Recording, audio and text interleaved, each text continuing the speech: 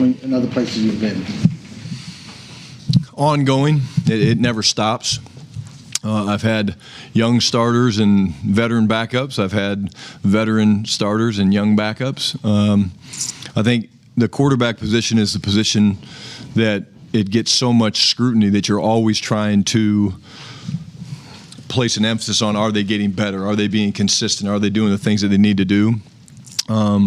But it really is, you try to piece that room together, maybe a little different than other rooms, because, like, for example, when we had Mark Sanchez, who most of you guys know, in New York, we felt like we had to get a veteran to kind of help him understand the game and kind of what goes into it. And we went out and got Mark Brunell, who was surrounded by someone I know very well, Drew Brees, and was, instrumental in Drew's growth in New Orleans. And so I think it is not a pairing, but it is something you do talk about, the mix and the match and how it looks. And I've been around other or heard other stories where some rooms didn't get along great, and that's never a good thing.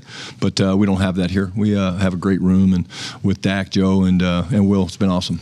Milton, is he more in because he just got in the league last year, he's more in the developmental phase in terms of how you're trying to get him to grow? I think they all are. I mean, I think Dak is in the developmental phase, and that sounds crazy for a guy that's played that much, but, like, there's things that we're tweaking with Dak, so I don't think it's just for Joe.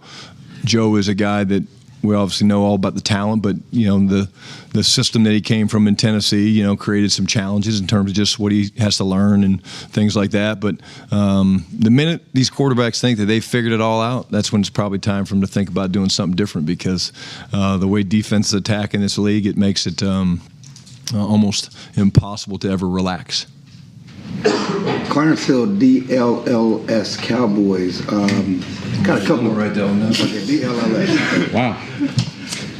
Got a couple of questions. Piggybacking on the tweaking things with Dak. Is the cadence the same? Still doing here we go? What are you changing with the offense in that respect? I'm not going to tell you about the cadence, but we the biggest thing with the cadence, I will tell you, is getting a guy like Joe, and now you got new linemen, you got Booker, you got Rob Jones, you got guys like that, is getting all the quarterbacks to kind of sound the same. And that sounds like, oh, that's pretty obvious, that's pretty simple, but it's the guys that are the backups that have to learn to make their cadence sound like Dak's. So that's kind of one of the things that you do work on in terms of the cadence and what we say and things like that. Maybe you guys will hear it today, maybe you won't. I don't know. Yeah, so we're not doing here we go. Secondly, is Micah here? I know he was here Monday last week and then wasn't here Tuesday. And what's been his involvement with the OTs that he ramped up to on the field work, and is he just doing meetings on the field? What's that? Yeah, again, like I said, voluntary right now, the camp.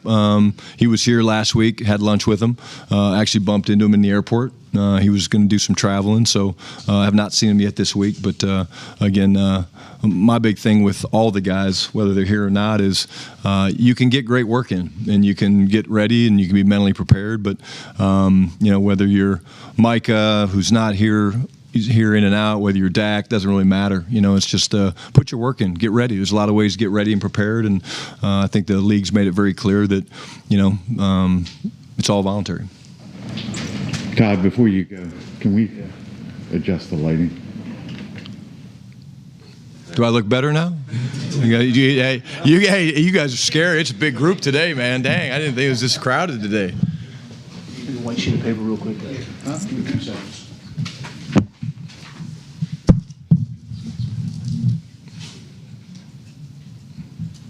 This is high-tech stuff, huh?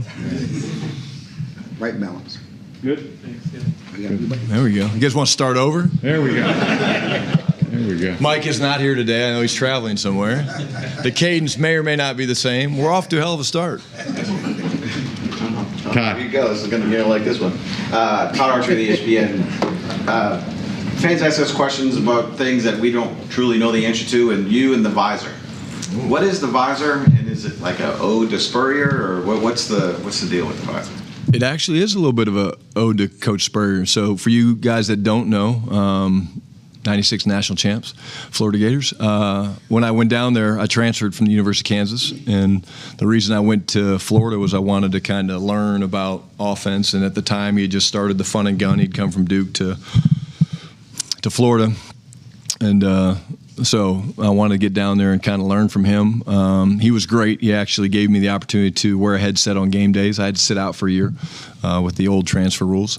But he told me that if I went there, that he'd let me wear a headset and be involved and be the signal caller, which was great.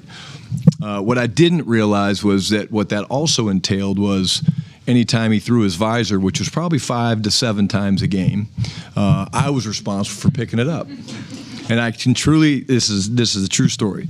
So we're playing a game, I'm signaling plays, and something happens. He's mad, he's pissed off at Danny, throws his visor, and for some reason I was caught up in something. I didn't go pick it up, and he literally looks at me. He's like, I was like, oh shit. So I went and I picked it up, and he's like, so honestly, that's where I first noticed it. I think I look better in a visor than a hat. I mean, you know, I'm losing my hair a little bit, at least up front, but it does go back to Florida.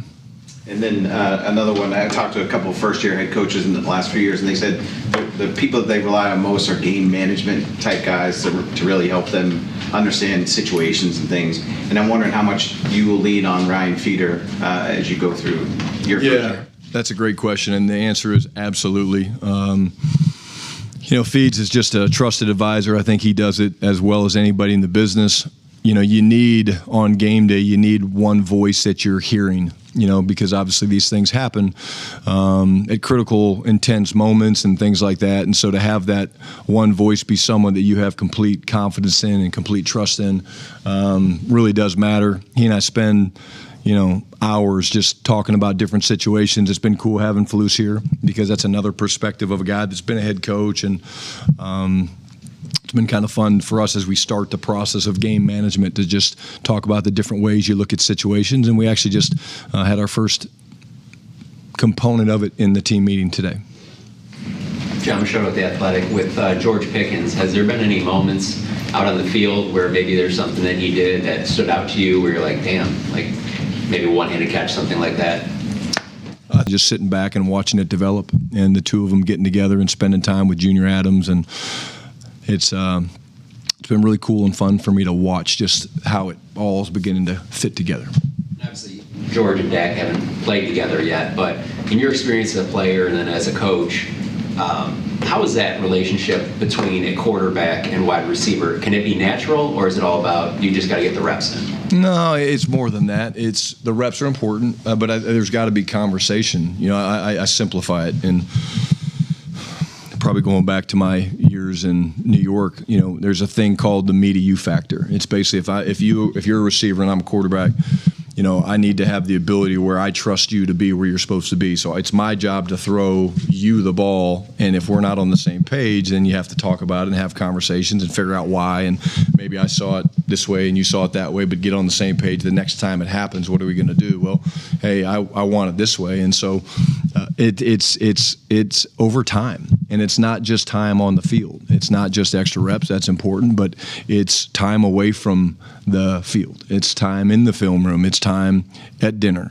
I think you guys think all we do around here is eat, because all we do is we go to dinner and we have connection. But like, I think that's real. And so the more that there's trust, remember, when quarterbacks are playing, they get glimpses of what's happening down the field. Like, they don't have a clear window like what I'm looking at right here. Like, there's big trees in front of them that they can't see. So you're really throwing to spots, and you're trusting people to be there. And that's where that me to you factor takes time to develop.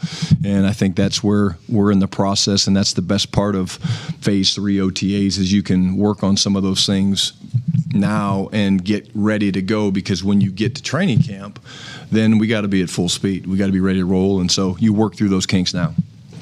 Nick Harris, Forward Star Telegram. In constructing this new offense, how much input have you taken from not only Dak, I'd like to hear your perspective on that, but other offensive pieces, whether it be CD, George, Javonte, et cetera? Yeah, I'll listen to anybody. I mean, this is not just a one-man show. I mean, this is, you know, having been here for a couple of years helps. I think as we put it together, the players definitely have feedback, and again, they're the ones that bring it to life.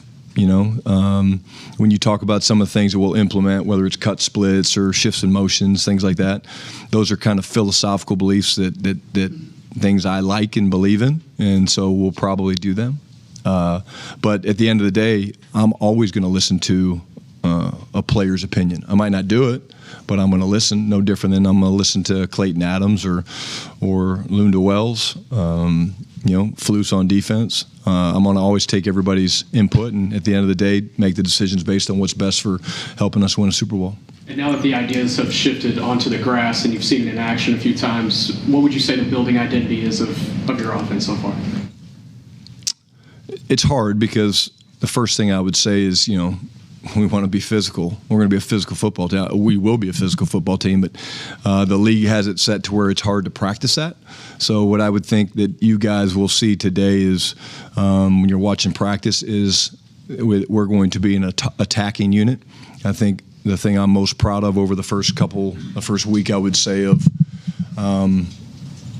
phase 3 and being on the grass and able to run plays against one another, because in phase 2 you can't, right? You're on separate fields doing separate things, is watch the effort and the intensity of everybody. When the ball is thrown from the quarterback or the runner breaks free, not only the speed that these guys are running with, but we call it the transition. So when a ball's thrown, watching the defensive lineman transition and go running, watching the skill players cover down, watching the offensive line, like that transition is different and it's unique, and we're proud of it. I told the players today that's the standard, and the standard is the standard, and we're going to uphold that standard, and they've really been working their asses off.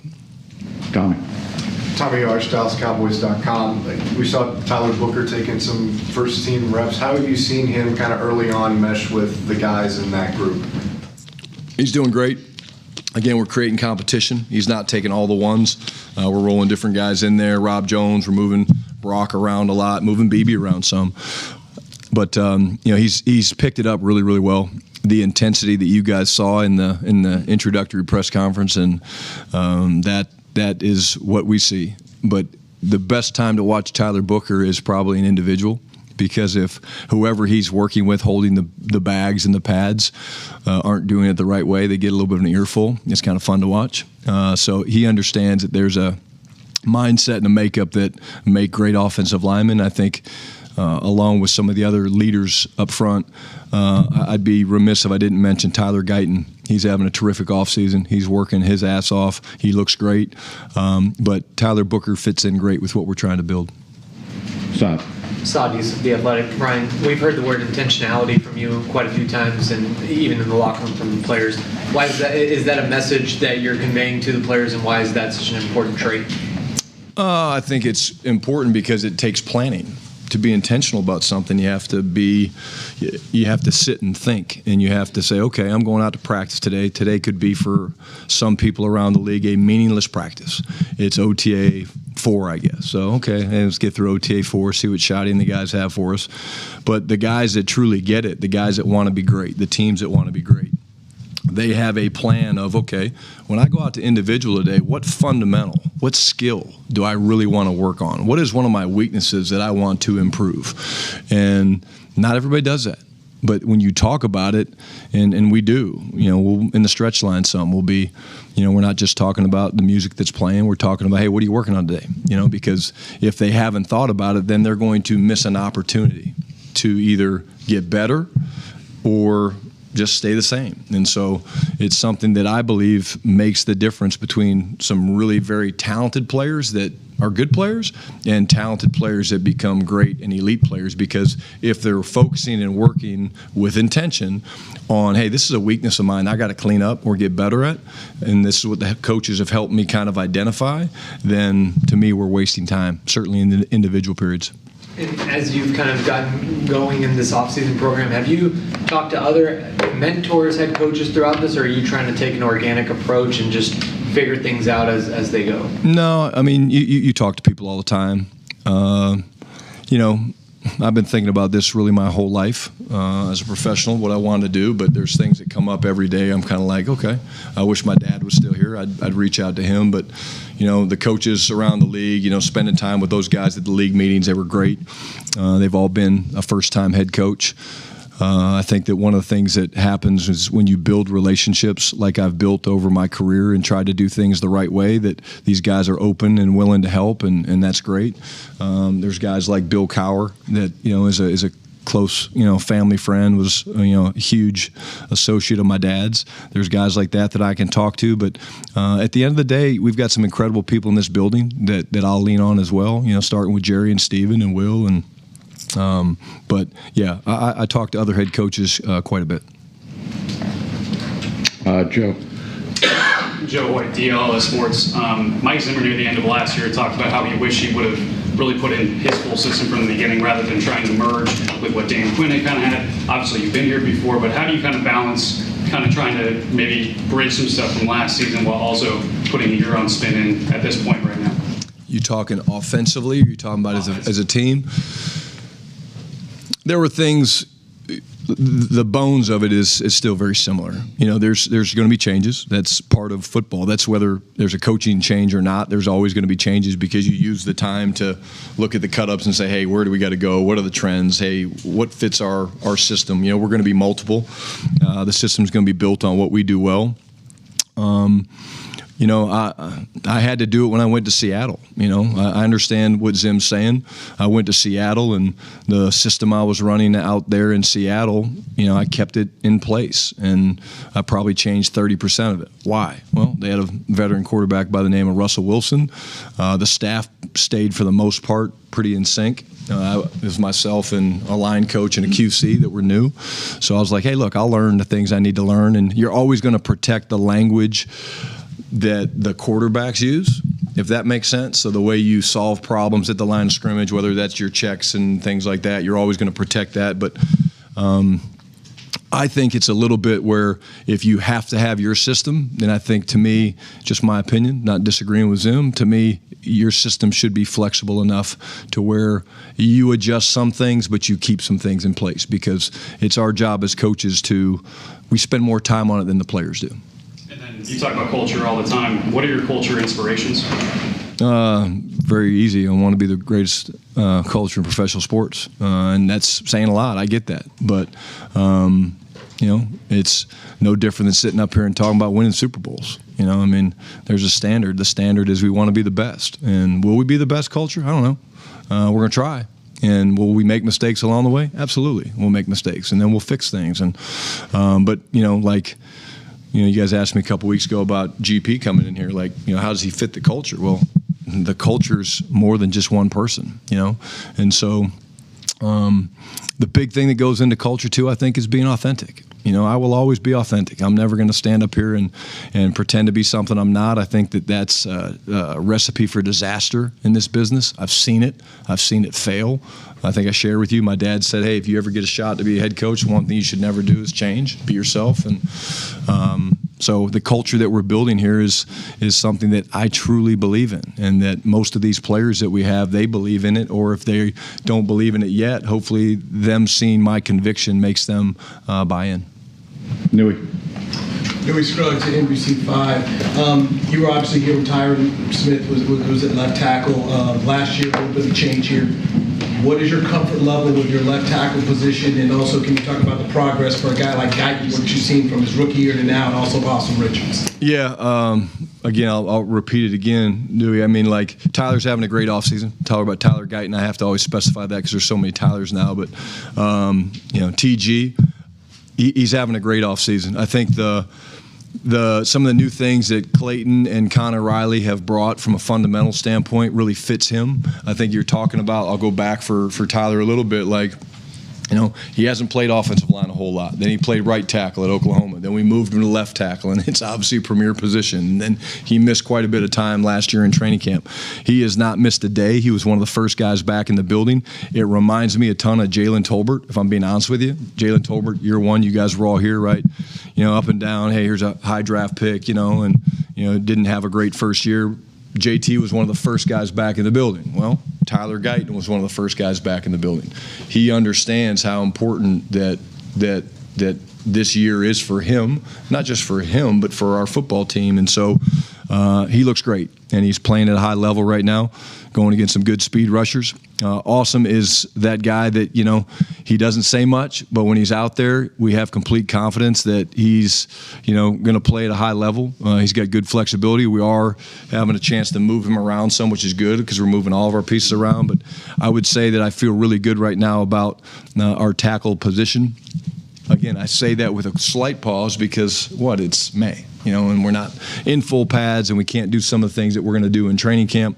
But I would say the arrow on all those guys is trending up. Okay, we're going to have to